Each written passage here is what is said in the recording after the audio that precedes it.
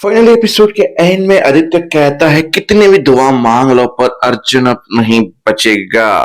और वहां काशवी अर्जुन को कन्विंस कर रही है क्योंकि अर्जुन अब शायद नहीं रहा, ऐसा दिखाया गया है, होगा नहीं। जहाँ काशवी कन्विंस कर रही है कि आई लव यू, मैं तुमसे प्यार करती हूँ, मैं तुम्हारे बिना नहीं रह सकती। जहाँ आदित्य बोलता है काशवी तुम्हें ये नहीं करना चाहिए था। अब तो अगर अर्जुन बचेगा भी तो ये रात अर्जुन की बहुत बुरी होगी क्योंकि मैं उसे फिर से मारूंगा, मैं उसे बचने नहीं दूंगा। Value death. आज अर्जुन की डेथ का दिन, नेक्स्ट 6 दिन। तो बस एपिसोड का एंड यही था। रही कहानी की बात, तो आदित्य सोच रहा है कि मैं अंदर जाके हॉस्टेस को बचाऊंगा, काशी की नजर में हीरो बनूंगा, मेरी वाहवाही होगी और मौका मिलते ही अर्जुन को गोली भी मारूंगा। या तो आतंकवादी के हाथों मरेगा या तो मेरे हाथों मरेगा। पीछे काशी को देखा, काशी नहीं दिखी। बोला काशी का है, काशी को फोन लगाई। अब काशी ने की नेगोशिएशन वहां पे, भाई तुम लोगों को मेरी बात माननी होगी, तुम लोगों के पास कोई ऑप्शन नहीं है, फिर ये दो लोगों को बाहर जाने दो। फिर फोन बजा, बोला फोन उठा, फोन स्पीकर स्पीकर।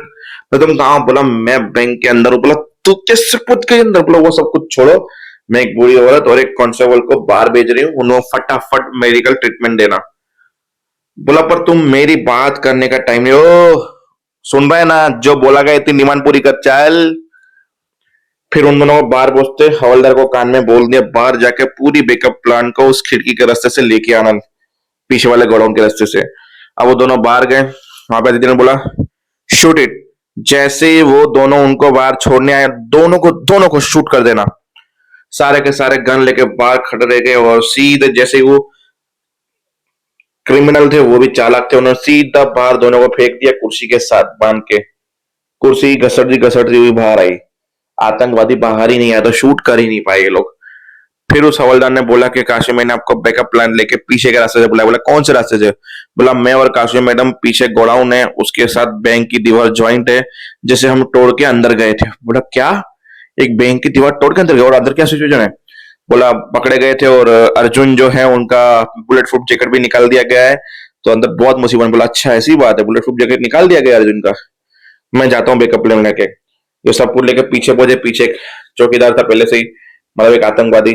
फिर बोला मैं 3 तक गिनूंगा, उसे शूट करना, 1 2 3 सीधा उसको यहाँ पे शूट किया, वो खत्म।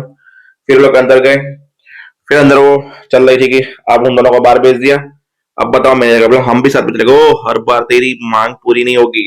बोला मैनेजर कौन है हमें पता है। बोला ठीक है चलो डन, तुम भी साथ में चलो। मैनेजर को उठाया, काशवी, अर्जुन और बाकी के 2 गुंडे, और बाकी के एक गुंडा बाहर आ। 2 गुंडे अंदर गए, अलमारी खोली, अलमारी से सारे पैसे गहने जो भी थे सब कुछ चुराया और बाहर आए। इतने में आदित्य वहां पे आ चुका था, काशवी ने देख लिया था।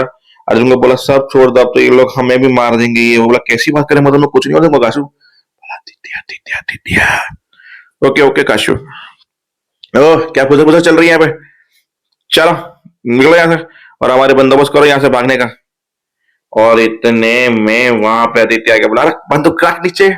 बोला अच्छा तू बचाने आया है, एक अकेला इंसान इतने सारे लोगों को बचाएगा वो भी हमारे से? तुझे किसने कहा हम अकेले हैं, पूरी की पूरी फोर्स लेके आया हूं मैं। बोला क्या? तुम लोगों ने अच्छा नहीं किया, अब तुम मरोगे।